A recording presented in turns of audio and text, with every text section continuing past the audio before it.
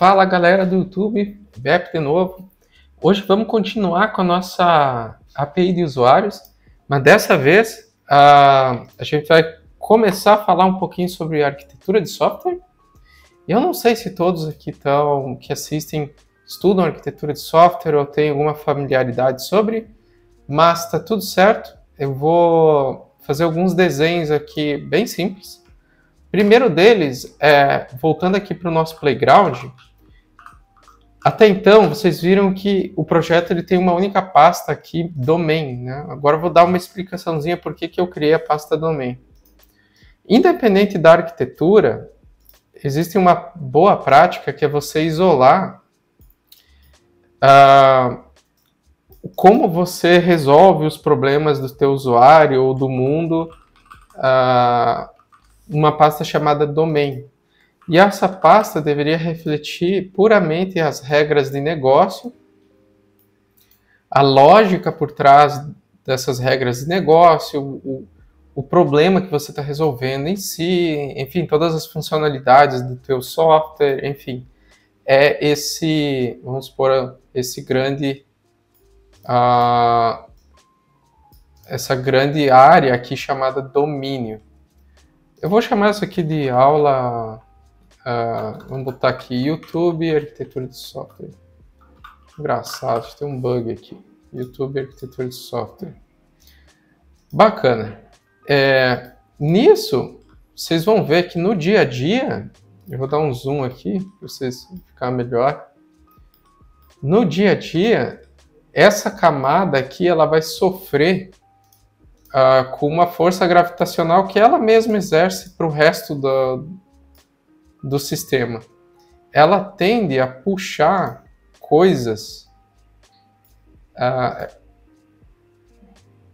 externas às regras de negócio, externo ao que o usuário sabe ou seu PO sabe, etc. Então isso aqui é a filosofia do tipo, como que você no dia a dia blinda, vamos por assim, vou botar um círculo maior aqui, essa camada dessa corrupção, não ficou legal. Como que você impede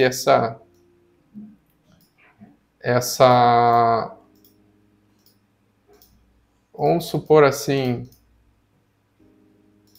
você impede que isso aconteça, né? Não é o objetivo dessa aula explicar no Bit quais são as vantagens de fazer isso. Eu acho que eu vou dedicar outros vídeos mais avançados para falar especificamente de domínio de aplicação e Domain Driven Design e outras coisas do tipo que falam bastante sobre isso. Mas no dia a dia, gente, vocês vão ver, aqui sendo bem pragmático, o que são essas forças aqui? Por exemplo, alguém levanta a mão e gostaria de usar um ORM. Alguém levanta a mão e fala que precisa de uma lib, MongoDB, ou Boto3, ou coisas do tipo, né? Databases em geral aqui. Alguém levanta a mão que precisa fazer I/O, e para fazer I/O tem algum detalhe específico, alguém quer gerar evento, alguém quer fazer pub-sub de eventos, né? Sub-pub, invertir aqui. Alguém está com uma ideia de gerar log, fazer telemetria interna, importar alguma coisa de Datadog. E, gente, por aí vai. Assim, essa camada aqui, ela vai sofrer... aqui, né? Alguém quer criar uma API RESTful, né? Transformar isso aqui num web service, que é o que a gente está fazendo agora. Essa camada aqui, ela vai sofrer com isso, tá? Então, se você permitir que isso aqui aconteça, você cria um problema. Bep, qual o tamanho do problema? Depende do projeto, depende do tamanho do time, depende quantas features vocês estão fazendo por semana. Tem um monte de vamos supor assim, de fatores para você julgar se você permite isso aqui ou não. Mas o que eu queria trazer para vocês é que essa camada aqui, ela deveria ser tratada com a maior excelência possível de engenharia.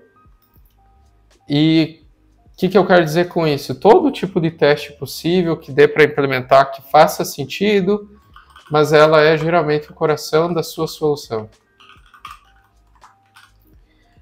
E ela deve ser livre de frameworks e libs. O que quer dizer isso?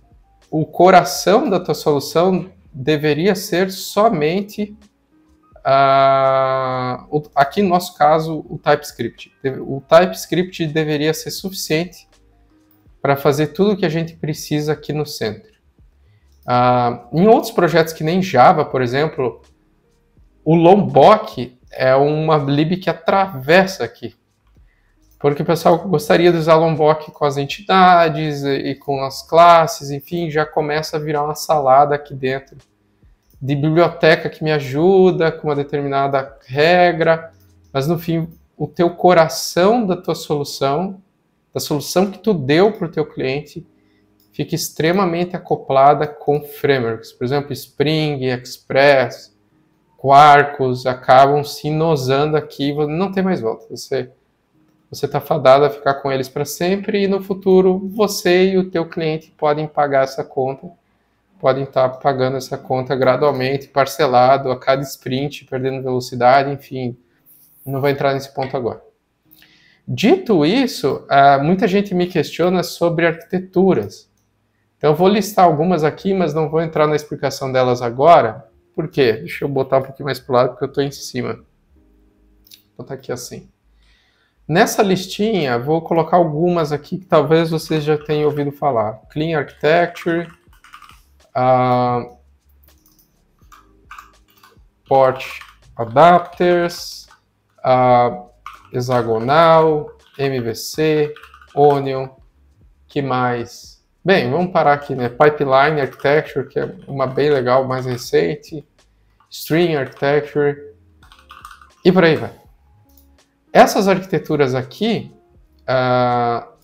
por exemplo, a Clean Architecture, Hexagonal, Onion principalmente, eu vou botar em minúsculo aqui, ficou meio que Onion, né? Ficou um grito.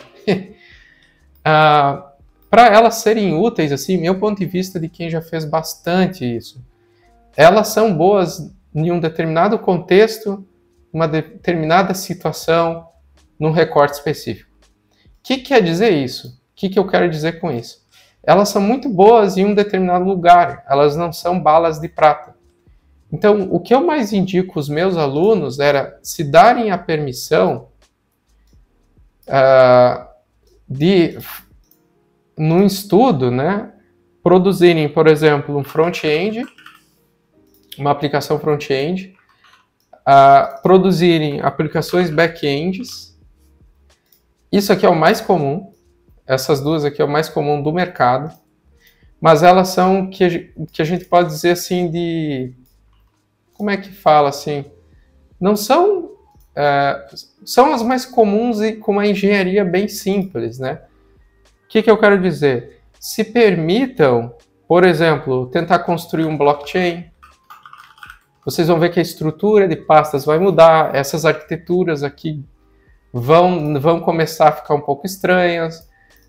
Permitam vocês construir um jogo, um game, vocês vão ver que o game ele é muito mais MVC do que essas outras, então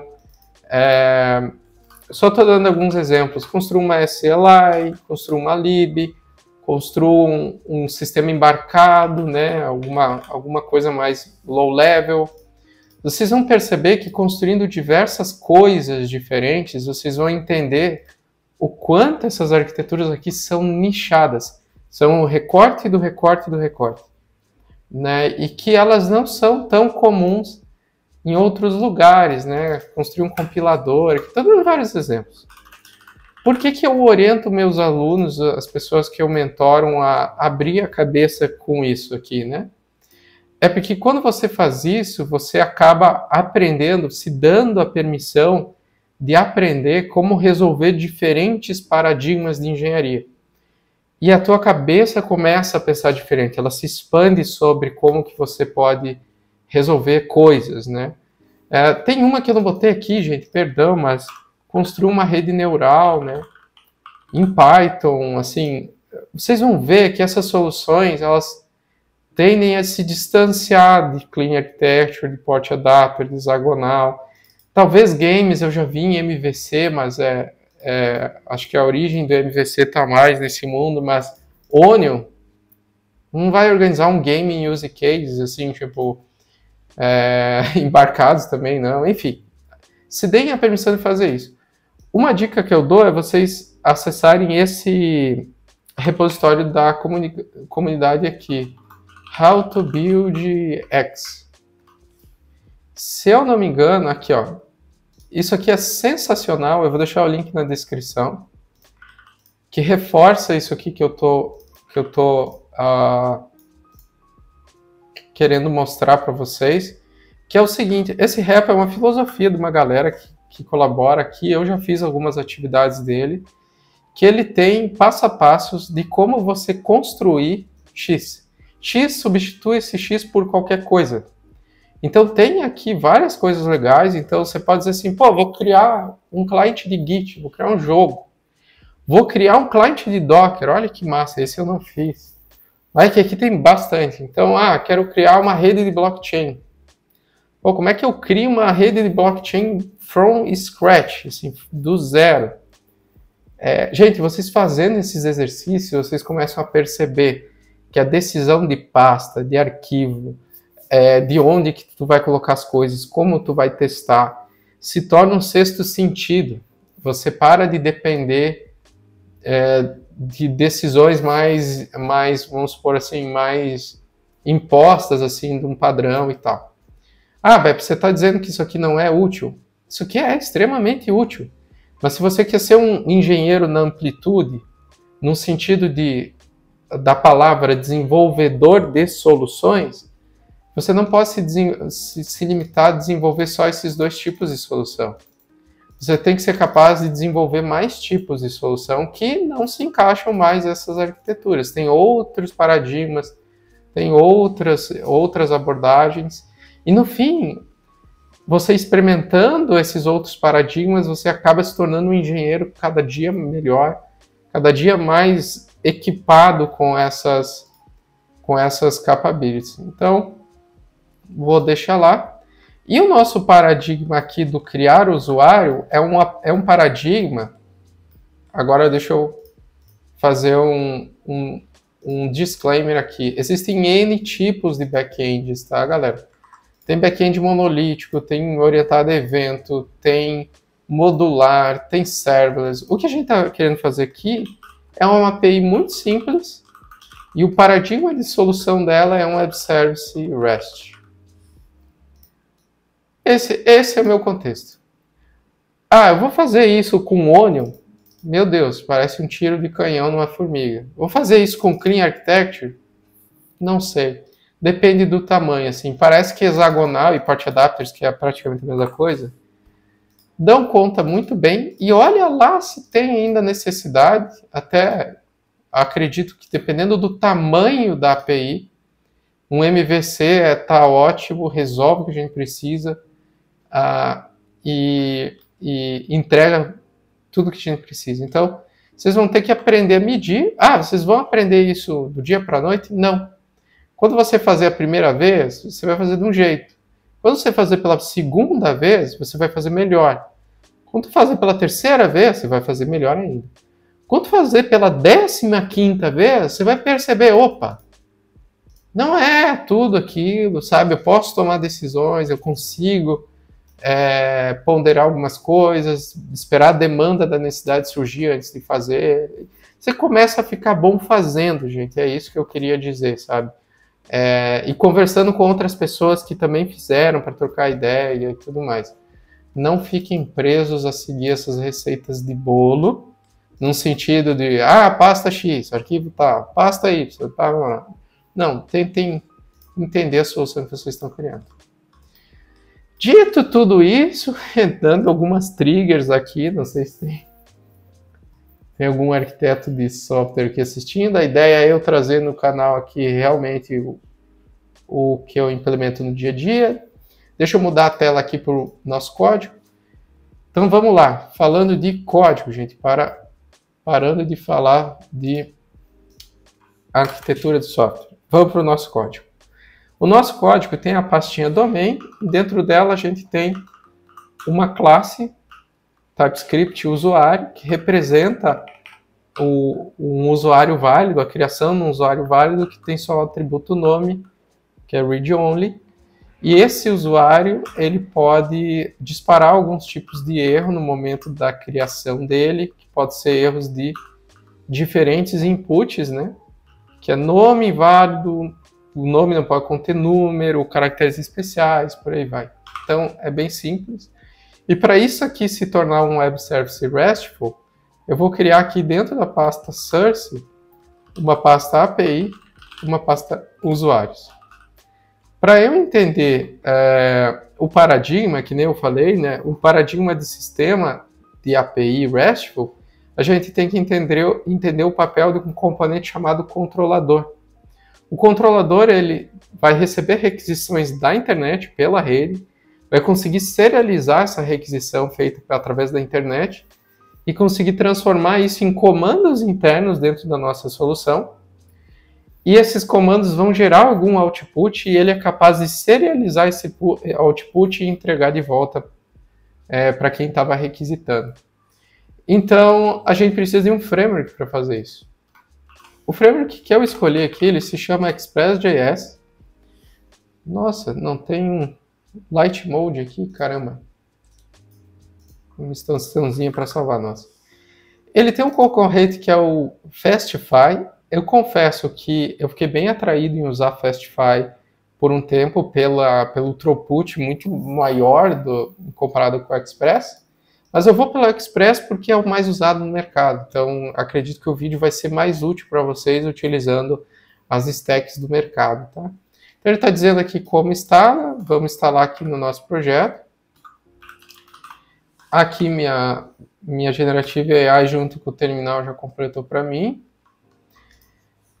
Instalado no projeto, a gente precisa fazer o quê? Entender como que a gente expõe a nossa função de criar usuário através dessa camada. Ele está dizendo aqui que a gente precisa criar algumas rotas, a gente precisa importar ele e registrar a rota recebendo um request e um response. E fazer aqui o que a gente precisa fazer e escrever a resposta para quem está chamando, né? Bora fazer isso. Mas lembrando, fazendo como? Com TDD. Aqui é comum você travar com o TDD, se você nunca fez. O que eu quero dizer? A gente tem uma pastinha vazia e a gente precisa escrever um código. Se eu não sei fazer TDD, a primeira coisa que eu vou fazer é jogar direto algo assim e sair implementando. Importando o Express aqui e etc. Mas não é isso que a gente quer fazer. A gente precisa escrever um teste especificando a que a gente quer fazer isso. Então tem um ponto aqui que eu acho que é legal de ser dito, que é o ponto sobre ler a documentação dos frameworks que você está utilizando. Porque os frameworks, nesse contexto que a gente está, são abstrações em alto nível de alguma coisa. E para você saber testar ela, você precisa entender como ela foi construída e como essa abstração se comporta. Framework nada mais é que esse conjunto de abstrações tentando facilitar alguma coisa. Logo, eu não conseguiria escrever um TDD de um framework que eu não li a documentação. É aquele ditado, read the fucking documentation, né? RFTD. Read the fucking docs. Leia, né, a documentação, né? Read the fucking docs. O que significa isso? Que eu deveria estar, pelo menos, preparado com um framework, com a abstração que eu estou utilizando para construir um software testável. Então, vou voltar aqui na prática e explicar para vocês o que significa isso. Eu gostaria que o Web Service tivesse a função de criar usuário.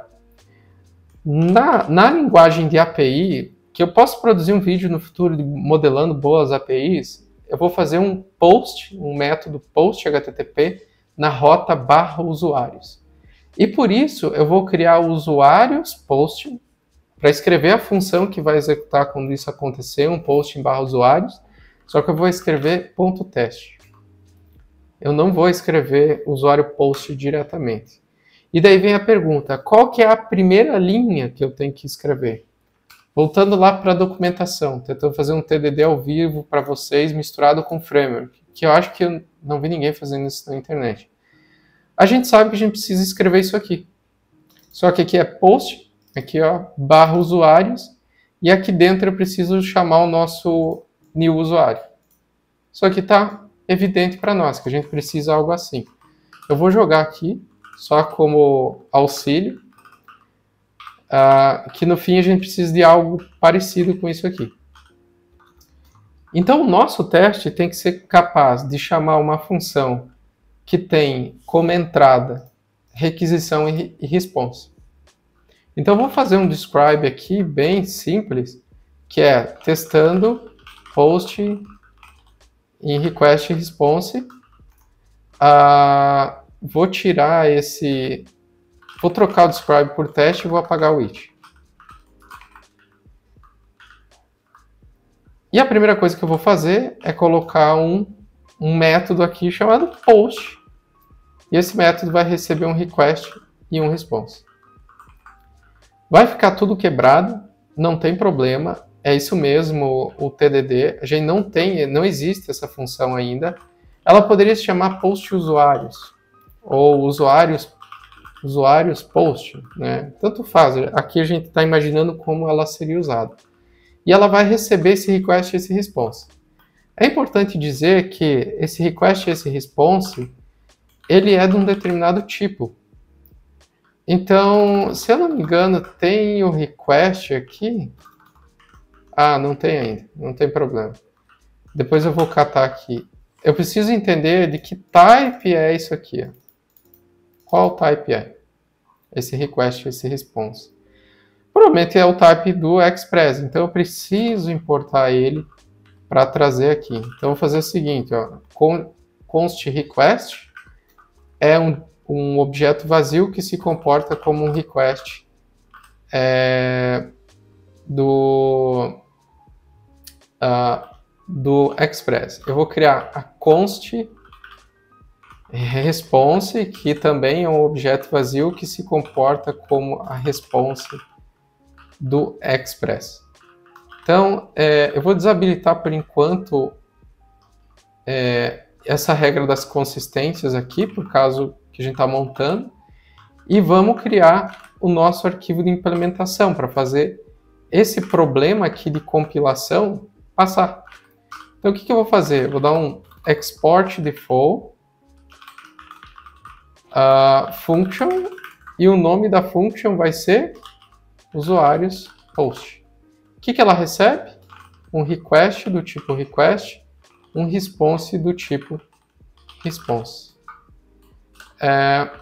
Basicamente isso. Vamos ver se ela precisa de mais alguma coisa. Vamos dizer que ela é void, porque realmente ela não retorna nada. Vamos ver se a gente já consegue importar ela aqui. Olha, sucesso. Beleza. Aqui tem um problema do nosso ESLint. Vamos ver se eu... Ele está dizendo que tem que ser aspas simples. Ok. Agora a gente consegue chamar isso aqui, ó. Mas esse teste aqui, eu acho que ele não vai levar a lugar nenhum, né? Não tem asserção, não tem nada acontecendo, né? Então a primeira coisa que a gente precisa fazer é um expected, que o response.statuscode seja 200. Só que esse cara aqui, ó, ele é simplesmente um objeto. Ele não vai conseguir fazer isso aqui. Ele não vai conseguir, vamos supor assim, executar essa linha. Essa linha aqui, ela vai dar erro. Então, rodar aqui o nosso script TDD, deixa eu ver, tá, npm run TDD, para ele ficar quebrando e ser mais rápido. Beleza, não tem como validar isso. Como que a gente poderia validar isso? Pegando o response aqui e botando status 200. Só que esse response aqui não funciona dessa maneira. Esse response aqui, ele precisa ser no formato JSON, chamar a função status do próprio framework. Eu sei disso porque eu li a documentação, gente. Então, para você responder com JSON, deixa eu ver se está aqui mais para baixo, você precisa pegar o objeto response, dar um ponto JSON para enviar uma resposta, e junto da resposta você já pode adicionar um status. Então, o que acontece? Isso aqui não vai funcionar por causa desse, vamos supor, como é que fala? Por causa desse objeto que a gente criou, né? Então, eu vou tentar importar aqui o request e o response do Express, só para a gente ter certeza que está batendo. Está batendo, request, response, etc. e tal. Isso aqui provavelmente vai dar um erro, porque ele não satisfaz esse type, né? Quando a gente envia isso aqui. E agora a gente precisa entender melhor como a gente consegue fazer isso aqui funcionar. Aí vem muito a nossa biblioteca de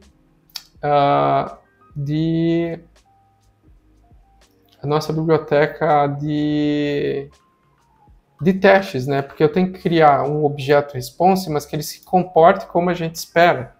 Então eu vou criar, basicamente, eu vou mover para fora aqui, ó, o response, vou deixar ele assim, só que eu vou adicionar um atributo nele que é o JSON. Só que esse atributo vai ser um mock do Jest, que vai permitir essa chamada aqui, ó. Só que essa aqui não vai funcionar, porque ela está chamada em corrente. Então, o que eu vou ter que fazer? Vou ter que colocar um status, também colocar um mock no status, só que o JSON aqui, peraí, deixa eu ver, o JSON, não, tá certo, o JSON ele vai precisar vir depois, vamos ver como é que vai ficar. Eu estou lendo a documentação aqui em paralelo.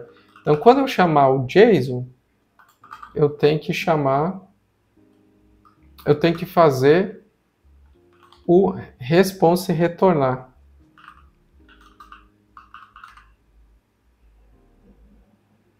E aqui não pode ser const, né? Let res, vamos ver como é que fica. Não, vamos deixar const. Estou lendo o doc aqui do lado, é isso mesmo, né? Então, ponto status fica com o mock, o JSON recebe o mock que retorna ele mesmo, né? Então, basicamente é isso. Deixa eu ver por que ele está reclamando aqui. Mock response. Está reclamando por causa do type. Que eu acho que ele não estava entendendo de onde que vinha esse type aqui. Type response, tá, legal. Agora, esse status aqui, vamos ver. Eu não tenho como acessar ele, né? Então, ele não me retorna assim ponto status. Se eu não me engano, acho que ele também não é uma função. A gente precisa fazer essa asserção de maneira diferente. Como? A gente vai validar se o nosso response.json foi invocado nesse teste. Então eu vou até apagar isso aqui, ó, que serviu só de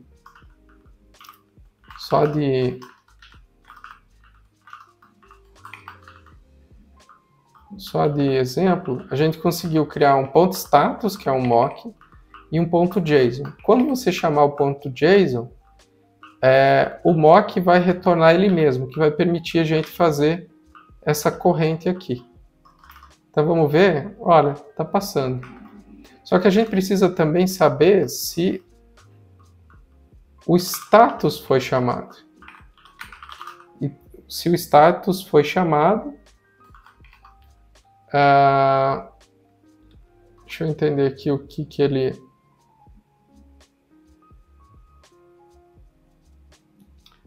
enfim, vou desabilitar aqui só para ver se o teste passa e depois a gente volta essa regrinha. Então agora a gente sabe que ele foi chamado com esses, vamos supor assim, com esses parâmetros. Só que o request aqui não está fazendo nada. Vou mover o request para cima.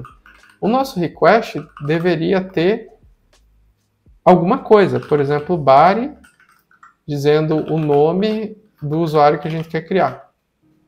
Por exemplo, algo assim, né?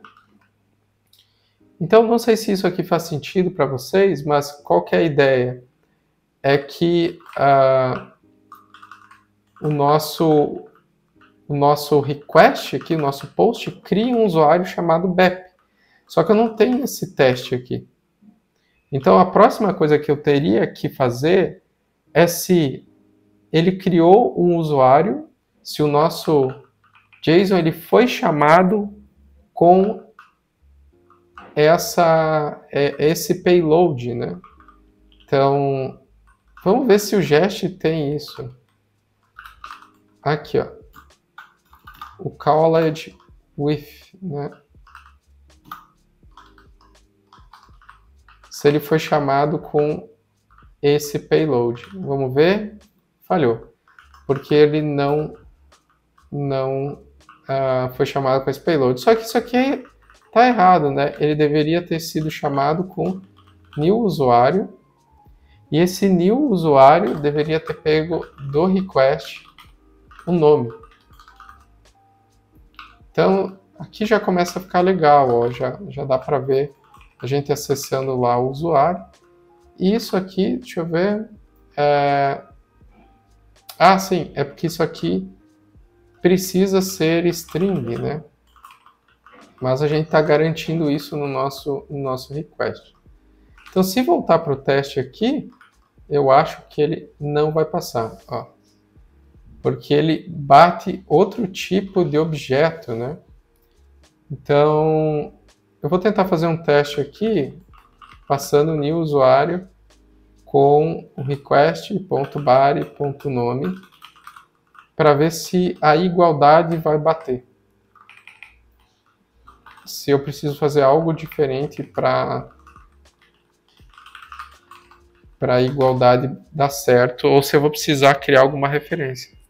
Não, olha só, a gente acabou de terminar isso. Eu vou apagar essas duas regras que me incomodou um pouco, porque que o ESLint está reclamando. Olha só, ele está dizendo que sempre prefira constante igual ao type estendendo e sempre evite usar o unbound methods por causa do this, né? Que pode ter um problema de this aqui. Ok, outra hora a gente pode resolver. Vamos ver como é que fica com as sugestões. Parece que ele está dando volta aqui e não resolve. Então vamos desabilitar por enquanto e depois voltar para resolver depois. Mas basicamente a gente terminou uma API. Essa API aqui, ela tá, essa rota aqui, né? Ela tá pegando de dentro do request, dentro do payload JSON, a propriedade .nome e tá usando ela para criar um novo usuário, colocando esse usuário no route aqui, escrevendo esse usuário serializado no response e também colocando o status 200. Então, o próximo passo, a gente precisa expor essa API, que é o próximo passo, é criar essas rotas. Para criar a rota, eu vou separar o vídeo, senão vai ficar um vídeo gigante. Mas se vocês tiverem alguma dúvida de como fazer esse TDD com o Express, me avisem. Vocês podem perceber que a gente não usou nenhum teste integrado, a gente não usou nenhum framework que sobe a API, faz request, etc. A gente focou em construir uma função que recebe um request, recebe uma response, que é do próprio framework, e tira do request o nome para criar um usuário e utiliza o response para serializar o usuário em JSON e responder status code 200. Isso aqui é inteiramente unitário, inteiramente offline. Não está subindo a API, chamando a API com payload e tal, e é basicamente isso que a gente precisa ter certeza que acontece. Não precisava ser diferente, né? Não precisava ser mais complexo que isso. Eu vou ficando aqui nesse vídeo para depois gravar o vídeo para vocês mostrando como é que a gente cria o arquivo de rotas e verifica se a rota que a gente espera que exista / usuário está vinculada a esse método. E a gente fecha um TDD de teste unitário das rotas do Express criando um usuário. Então, galera, vou ficando por aqui, espero que vocês tenham curtido. Não existe mágica TDD, vocês precisam... Enquanto eu estava digitando ali, eu estava com a documentação do Express do lado. Você não vai fazer TDD tirando do além o que você precisa escrever. Como que você constrói esse conhecimento para fazer TDD de um framework? Entendendo o coração dele, entendendo como ele foi desenhado, entendendo as classes e a API que ele te expõe. Então isso é vital para você conseguir escrever códigos, por exemplo, assim. E você fazer um mock de um... Aqui não foi nem um mock. Fazer um objeto de request, construir um objeto de request... voltei aqui. Construir um objeto de request que faça sentido. Conseguir criar um objeto response mocando alguns atributos dele para conseguir validar essa implementação aqui. Você só vai conseguir fazer esse tipo de TDD com framework estudando o framework.